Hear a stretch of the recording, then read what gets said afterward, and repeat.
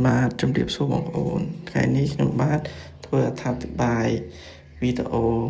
ជាមួយនឹងរូបភាពដែលបងប្អូនមួយចំនួនធំបានដឹងហើយបងប្អូនថាចិត្តដល់ថ្ងៃចូលរួមពិធីចូលឆ្នាំថ្មីប្រពៃណីជាតិមហាសង្ក្រាន្តបងប្អូនសម្រាប់បងប្អូនទាំងភ្ញៀវជាតិនិងភ្ញៀវអន្តរជាតិជាបរទេសបងប្អូនអាចទស្សនាវីដេអូនេះហើយបងប្អូនអាចមានការរៀបគម្រោងឬក៏អញ្ជើញមកកំសាន្តលេងនៅអង្គរបងប្អូននៅខេត្តសៀមរាបដែលរដ្ឋាភិបាលនិងរដ្ឋបាលខេត្តរៀបចំសម្រាប់ឲ្យបងប្អូនទស្សនាកំសាន្តលេងដែលមានវីដេអូនិងទីកន្លែងដែលបងប្អូនបានឃើញវីដេអូនេះហើយបងប្អូនវីដេអូនេះគឺមានកន្លែងសម្រាប់ប្រារព្ធពិធីមហាសង្ក្រាន្ត